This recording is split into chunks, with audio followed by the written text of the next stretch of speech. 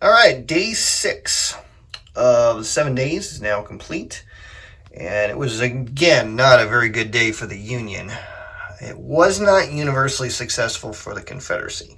Now, on the one hand, they have cut communications somewhat with the new base here on the James River.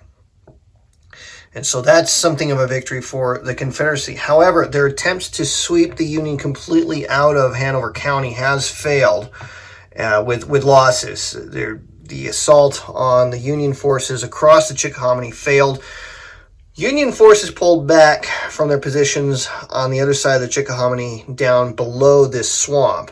But north of that swamp, they're maintaining a bridgehead because, frankly, it's a very strong position. It's almost unassailable. And so Lee was forced to let that go and begin shifting forces down across these bridges. Longstreet, however, was forced out of this very critical location right here, opening up this crossroad to Union communications. The force here is led by Jeb Stuart's cavalry, and also Hughes's, I think, division is there. Ransom's brigade under Hughie is in this particular hex here. Stuart ran off again another regiment of Federal cavalry. So the Federals only have one regiment of cavalry left. Their cavalry's just been absolutely manhandled by the Confederacy. It's just been a disaster. So on that, in that regard, it was a very good turn for the Confederacy in that respect. One brigade has arrived here to kind of safeguard the supply depot, and he's been able to push back cavalry that were in establishing blocking positions. However, he can't run too far from that depot.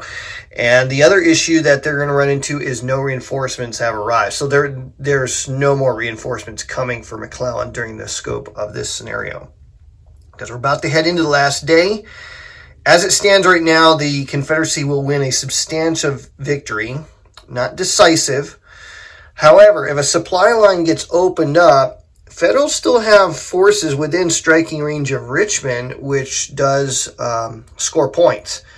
And so that's really the goal of the Federals during this turn. The USA has got to be able to open up supply routes to the new base on the James. If they achieve that, that would turn the tables perhaps enough to make it a marginal victory, but there's no way McClellan comes out of this looking good.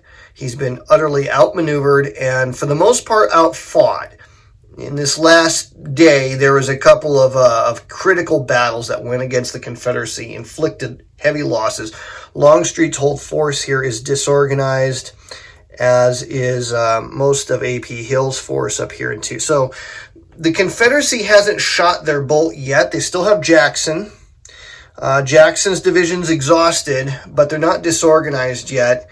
Probably not in a position to do any offensive battles, but they could fight a defensive battle here on day 7. I think they've just about done what they can offensively.